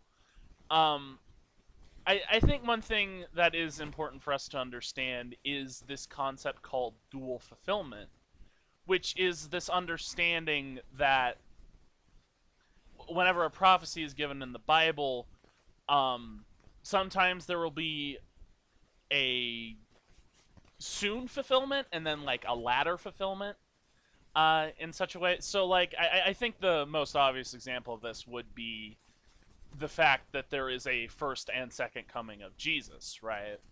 That would be like the most obvious example of it. Um, so like chapters 10 and 12 through Daniel, um, you'll see that it's mostly talking about the rise and fall of Greece and like all the stuff that Antiochus was up to, Antiochus, however you pronounce his name. Um, but there is major foreshadowing to stuff that the Antichrist is going to do, and some language that more so matches the stuff that's going to happen in the time during the Antichrist. I'm sure it will make sense as I read it. But let's go ahead and read this. Okay. So, in the 3rd year of Cyrus, king of Persia, word was revealed to Daniel, who was named Belteshazzar. And the word was true, and it was a great conflict. And he understood the word and had understanding of the vision. In those days, I, Daniel, was mourning for 3 weeks. I ate no delicacies, no meat or wine entered my mouth, nor did I anoint myself at all for the full 3 weeks. So anointing oneself is like just putting oil over your head, basically. That's what they used to do. On the 24th day of the 1st month, as I was standing on the bank of the great river, that is the Tigris, I lifted up my eyes and looked, and behold, a man clothed in linen, with a belt of fine gold from Uphaz around his waist. His body was like beryl, his face like the appearance of lightning, his eyes were like flaming torches, his arms and legs like the gleam of burnished bronze, and the sound of his words like the sound of a multitude. And I, Daniel, alone saw the vision, for the men who were with me did not see the vision. So Daniel is around a few people at this time, but Daniel's the only one seeing this stuff. But a great trembling fell upon them, and they fled to hide themselves. So I was left alone and saw this great vision, and no strength was left in me. My radiant appearance was fearfully changed, and I retained no strength. Then I heard the sound of his words, and as I heard the sound of his words, I fell on my face in a deep sleep with my face to the ground. And behold, a hand touched me and set me trembling on my hands and knees. And he said to me, O Daniel, man greatly loved, understand the words that I speak to you, and stand upright, for now I have been sent to you. And when he had spoken this word to me, I stood up trembling. Then he said to me, Fear not, Daniel, for from the first day that you set your heart to understand and humbled yourself before your God, your words have been heard, and I have come because of your words. The prince of the kingdom of Persia withstood me 21 days, but Michael, one of your chief princes, came to help me, for I was left there with the kings of Persia, and came to make you understand what is to happen to your people in the latter days, for the vision for days yet to come. Okay, so before we continue, I do need to explain, Michael, it's pretty well known that Michael is the name of a pretty well-known biblical archangel. Understand this. Michael is important because he's the prince of Israel. He's the angel prince of Israel. This does not mean he is a pre-incarnate version of Jesus. I know that there are some out there teachings that some people have that Michael is like a pre-incarnate version of Jesus. All we get biblically is that he is an angel prince that defends Israel, basically. So when this angel is talking about battling against the Prince of Persia, it's not talking about battling like a human ruler of Persia. The princes, the principalities, these are angels. Um, and because we don't know a lot about the spiritual realm, there's a little bit of mystery about how they work. Um, but what's important to note here is that basically what was happening is that there was a big fight between angels and demons. Um, and Michael came to help this guy so he could appear to Daniel and give him a vision. So this guy is probably an angel too. Um, when he had spoken to me according to these words, I turned my face toward the ground and was mute. And behold, one in the light. Actually, I should mention before we continue. That's kind of why I was saying the people of the prince to come probably does refer to the Antichrist as like a demon prince who like destroy the temple and then is going to make a covenant with Israel during the tribulation. Um, okay, now we can continue. When he had spoken to me according to these words, I turned my face toward the ground and was mute. And behold, one in the likeness of the children of man touched my lips. Then I opened my mouth and spoke. I said to him who stood before me, O my Lord, by reason of the vision pains have come upon me, and I retain no strength. How can my Lord's servant talk with my Lord? For now no strength remains in me, and no breath is left in me. Again, one having the appearance of a man touched me and strengthened me. And he said, O man greatly loved, fear not. Peace be with you. Be strong and of good courage. And as he spoke to me, I was strengthened, and said, Let my Lord speak, for you have strengthened me. Then he said, Do you know why I have come to you? But now I will return to fight against the Prince of Persia, and when I go out, behold, the Prince of Greece will come. But I will tell you what is inscribed in the book of truth. There is none who contends by my side against these, except Michael, your prince. Okay, so this is when the complex stuff starts. So I'm gonna have to be explaining some of this stuff as I read. So just prepare for that. Um,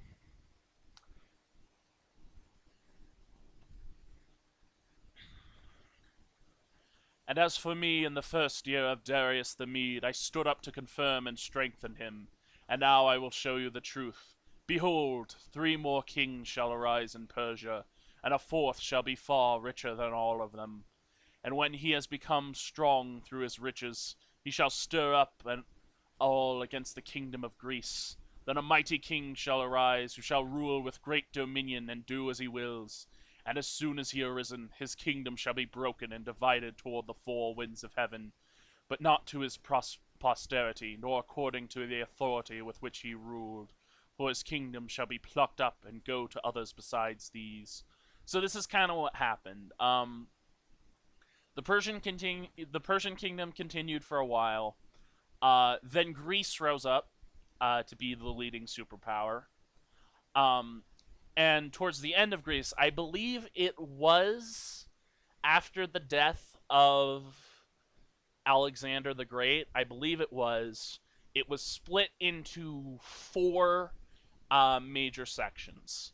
I don't remember the names of all of them, but the ones that are going to be important going forward, the 2 that are going to be super important, are Sol. The southern one was called Ptolemy, and the northern one was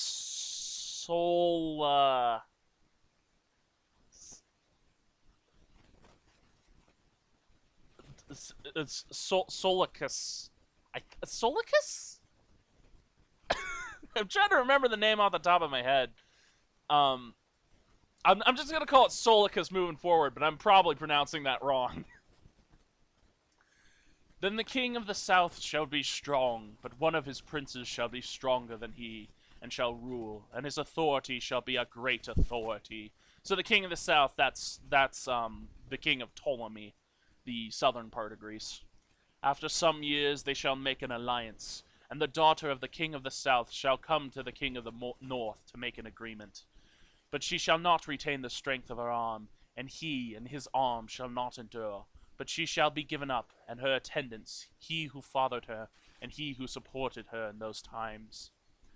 And a branch from her roots, one shall arise in his place. He shall come against the army, and enter the fortress of the king of the north, and he shall deal with them, and shall prevail. He shall also carry off to Egypt their gods with their metal images, and their precious vessels of silver and gold. And for some years he shall refrain from attacking the king of the north. Then the latter shall come into the realm of the king of the south, but shall return to his own land. His sons shall wage war and assemble a multitude of great forces, which shall keep coming and overflow and pass through, and again shall carry the war as far as his fortress. Then the king of the south, moved with rage, shall come out and fight against the king of the north. And he shall raise a great multitude, but it shall be given into his hand. And when the multitude is taken away, his heart shall not be exalted. And he shall cast down tens of thousands, but he shall not prevail.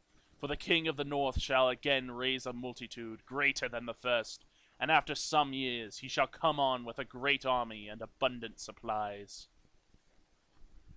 In those times many shall rise against the king of the south, and the violent among your own people shall lift themselves up in order to fulfill the vision, but they shall fail.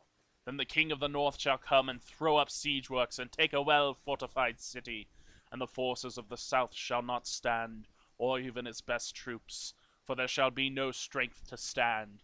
But he who comes against him shall do as he wills, and none shall stand before him, and he shall stand in the glorious land with destruction in his hands. He shall set his face to come with the strength of his whole kingdom, and he shall bring terms of an agreement and perform them. He shall give him the daughter of women to destroy the kingdom, but it shall not stand or be to his advantage. Afterward he shall turn his face to the coastlands, and shall capture many of them, but a commander shall put an end to his insolence. Indeed, he shall turn his insolence back upon him. Then he shall turn his face back toward the fortresses of his own land, but he shall stumble and fall, and shall not be found. Then shall arise in his place one who shall send an exactor of tribute for the glory of the kingdom. But within a few days he shall be broken, neither in anger nor in battle. In his place shall arise a contemptible person to whom royal majesty has not been given. He shall come in without warning and obtain the kingdom by flatteries. Armies shall be utterly swept away before him, and broken even the prince of the covenant. And from the time that an alliance is made with him, he shall act deceitfully, and he shall become strong with a small people. Without warning he shall come into the richest parts of the province, and he shall do what neither his fathers nor his fathers' fathers have done, scattering among them plunder, spoil, and goods. He shall devise plans against strongholds, but only for a time, and he shall stir up his power and his heart against the king of the south with a great army. And the king of the south shall wage war with an exceedingly great and mighty army, but he shall not stand, for plot shall be devised against him. Even those who eat his food shall break him. His army shall be swept away, and many shall fall down slain. And as for the two kings, their hearts shall be bent on doing evil. They shall speak lies at the same table, but to no avail, for the end is yet to be at the appointed time. And he shall return to his land with great wealth, but his heart shall be set against the holy covenant, and he shall work his will and return to his own land. So I believe, as we get into the later parts of chapter 11, I believe we'll be talking about stuff that specifically the king Antiochus has done. Antiochus, I believe he was from Seleucus, Seleucistan, or whatever it's called, the northern part of Greece. Um, this, this is part of the Hanukkah story. This is part of the Maccabean revolt. We talked a little bit about Antiochus earlier. I think I mentioned pretty much everything he did. Um, that, well, not everything he did, but obviously some of the important stuff. Um, At the time appointed he shall return and come into the south, but it shall not be this time as it was before. For ships of Kittim shall come against him, and he shall be afraid and withdraw, and shall turn back and be enraged and take action against the Holy Covenant. He shall turn back and pay attention to those who forsake the Holy Covenant. Forces from him shall appear and profane the temple and fortress, and shall take away the regular burnt offering, and they shall set up the abomination that makes desolate. So yeah, this is Antiochus who's doing this.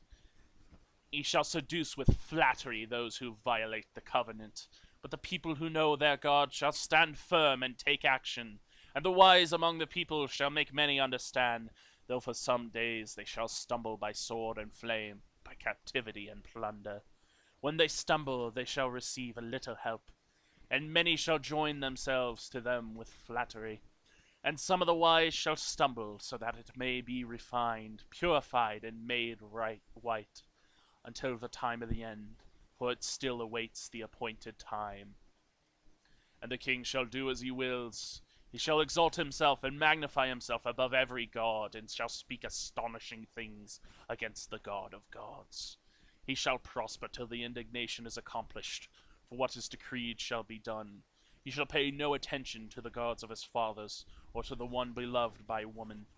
He shall not pay attention to any other god, for he shall magnify himself above all. He shall honor the god of fortresses instead of these. A god whom his fathers did not know, he shall honor with gold and silver, with precious stones and costly gifts.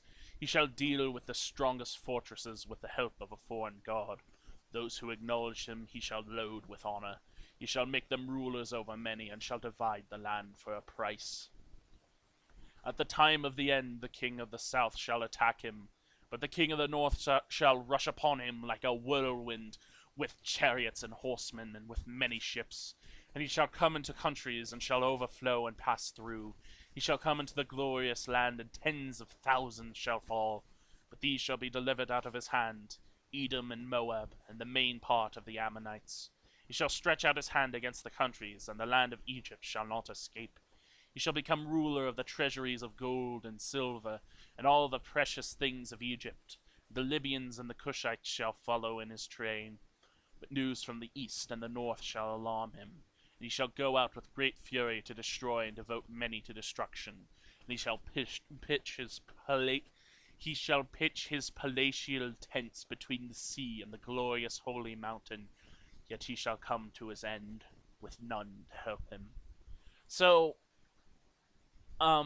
this is kind of what I'm talking about dual fulfillment. So, like, everything that's talking about in this chapter can apply to the historical figure of Antiochus when he defiled the Jewish temple and made himself like this big man of war, like this guy who like basically Bra thought he was him. Bra was not him. So all this stuff can apply to Antiochus, but especially with some of this language towards the end, you can kind of hear the foreshadowing towards the Antichrist, right? You can kind of hear. Antiochus was... So think of it in terms of this, and this is more of a metaphor. This is more of a comparison, I suppose. Jesus had his first coming, and at the end he will have his second coming. Think about the difference between Antiochus and the Antichrist in sort of this metaphorical, the first coming of the Antichrist, which was Antiochus, and the second coming, which would be during the time of the tribulation. And if you want to know my theory, this is just a theory.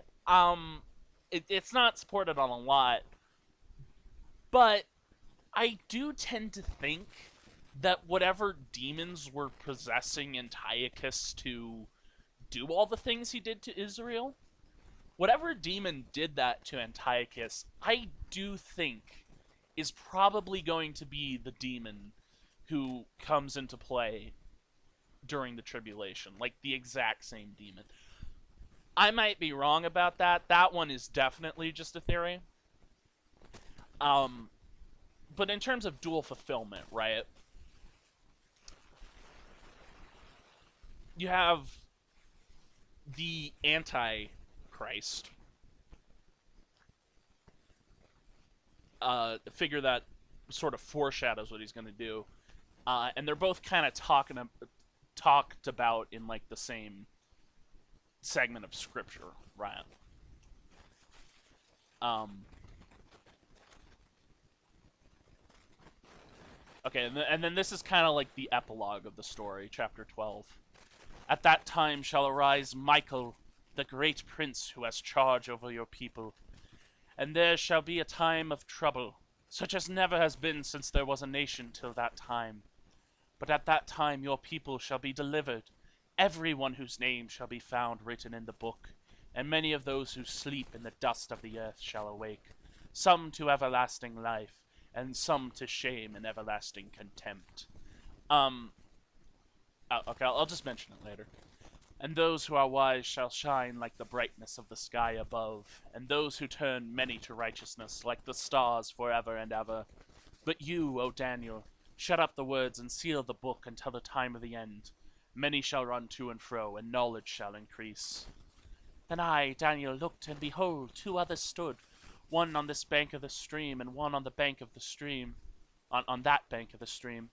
And someone said to the man clothed in linen, who was above the waters of the stream, How long shall it be until the end of these wonders? And I heard the man clothed in linen, who was above the waters of the stream. He raised his right hand and his left hand towards heaven, and swore by him who lives forever, that it would be for a time, times, and half a time. So we discussed that before. That language means 3.5 years. And that when the shattering of the power of the holy people comes to an end, all these things would be finished. I heard, but I did not understand. Then I said, O Lord, what shall be the outcome of these things? He said, Go your way, Daniel, for the words are shut up and sealed until the time of the end. Many shall purify themselves and make themselves white and be refined, but the wicked shall act wickedly, and none of the wicked shall understand. But those who are wise shall understand. And from the time that the regular burnt offering is taken away, the abomination that makes desolate is set up, there shall be 1,290 days. Blessed is he who waits and arrives at the 1,335 days. But go your way till the end, and you shall rest, and shall stand in your allotted place at the end of the days. So, I don't know if the internet's still going to exist during the tribulation. Basically, if you see this abomination, like this stuff is very this stuff I definitely believe is referring to like the second Antichrist, the tribulation Antichrist. Um, if you the halfway of that tribulation, he's gonna do something similar to what Antiochus did. He's gonna profane the temple, and he's gonna set up the abomination that makes desolate. If you see that, um, flee to the mountains and wait 1,335 days. Um, Something might happen after 1,290 days. This says 1,000 because like I don't know the difference between the 1,200 and 1,300. But basically, if that happens, and I feel like this is going to be very obvious because the temple's going to be back, right? There's going to be a third temple, and whatever this guy is gonna do, um, he's it's possible he's going to set up a graven image and bow to it, like Antiochus did with Zeus. Um, Basically, you know the commandments. You know you need to get away at that time. Um, and I can tell you that if you remain faithful, if you put your faith in God, if you put your faith in Christ, you will be saved at the end of these 3.5 years. Um, so that's the book of Daniel. It is 100% one of my favorite books of the Bible. Back when I started reading through books of the Bible, this was like the first one I chose to read through all the way. And I'm going to admit, some of this stuff at the end confused me because it was hard to keep track of. It was hard to follow. There was a lot of imagery here, but it lines up with history. All the stuff that happened, it lines up with. And okay, to be fair, there are parts of this book that haven't been fulfilled yet. But we've seen that it fulfilled everything else. And this is the reason why skeptics want to place the writing of Daniel towards the end of the Greek Empire and like towards the later end of the Greek Empire, maybe into the start of the Roman Empire if they're pushing it. I don't think you can do that. Because from what I understand, like they say, oh, there's Greek words in the book. From what I understand, there's less than 10 Greek words in the book. I heard 4 somewhere. I also heard 5. I might not have actually heard 5. That might have been. I've heard 4 basically. I've heard that there's only 4 Greek words in it, and they're all like the names of musical instruments, which you wouldn't really expect to be translated because they're like cultural items basically.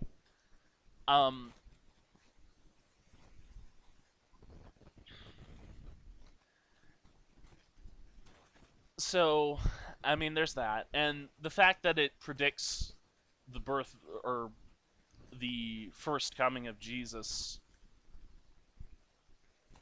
It predicts the arrival of Jesus to the date down here. And this would be from the command to rebuild the wall, which was like the final part of the city that needed rebuilt. From what I understand, they started rebuilding the temple a little bit earlier than the wall. But the command to build the wall is kind of when it started, when this count started. You get to the end of 62 sevens, and you get the time that Jesus was here. So yeah, that's why I like it so much. It really is a good one to to start out with, being like the first book you read. Although you will definitely want someone to explain it to you if you're not familiar with history, which, you know, even me, I'm not super familiar with history, so, you know, I'm only mildly fulfilled with it, or mildly, mildly familiar with history. Um,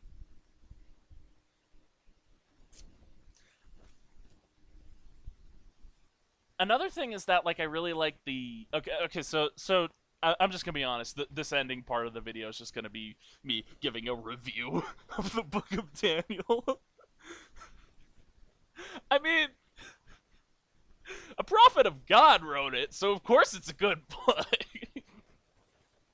No, I'm just saying, like, in addition to it lining up with history and predicting history, I also just think the imagery in this book is really cool. Like, okay, so I admit that the project I made was kind of a mess, but this was one of the big sources of inspiration when I was making Dwarven Kingdoms, which was like my first publicly released Minecraft map. I have a lot of regrets making that map, but because I was a teenager at the time. But a lot of the stuff, like the sort of the kingdom was split in two after their great leader um, was in Dwarven kingdoms it was like um, Verno was like missing basically. Uh, in real life, it was like Alexander the Great died. The kingdom was like split up into four different uh, parts, and like none of these kings were pillars of morality, I guess. But like the North King was definitely the most violent one. Um, and of course, I have some other imagery in regards to that. I have the statue. I built like a little Minecraft statue that represents one of the bad guys. And it like has an emerald head, a diamond body, uh, gold legs, and iron feet. Like I kind of built that based on biblical references, right? I kind of made that as like a reference. Um, so yeah, I mean, in addition to just being a prediction and a prediction and accurate telling of history, it's also really cool imagery. It also is just really cool imagery. I like it. Um, yeah. So I don't know if I'm gonna do this. Uh, I don't know if I'm ever gonna read through an entire book of the Bible again. I did technically read through the book of Jonah. Well, I think I more so summarized it. I don't think I actually read through it. I sort of like looked at the book of Jonah like after I watched Veggie Tales a while back, which was a thing. I mean, I might be willing to make this a series where I just go through and read the Bible. The only thing is, there's a lot of stuff, especially with the prophets, the books of the prophets. There's a lot of stuff I'm not very familiar with. And like I'm definitely a type of person where I'm worried about slurring over my words, like stumbling over my words as I talk, which is something you really don't want to do with the Bible. Um so I mean like I might make this a series. I'm nothing solid decided on that yet. Um but I just think Daniel is one of my personal favorite books of the Bible. They're all good books, but as something that connects to me personally, because I remember all the Veggie Tales episodes. They talked about a lot of Veggie Tales episodes and in regards to this book. So a lot of this was in Sunday school stuff. So there's some nostalgia there. Um, the character of Daniel himself is kind of relatable. Um, Michael is just a cool character. I really like Michael, Archangel Michael, Achelim from Planetary Lullaby. I borrowed a lot of Michael imagery when I was writing that character. Um, yeah, it's a good book. It's a really good one. Jesus is king. Obvious. This is the book that made that obvious. That's why I like it so much.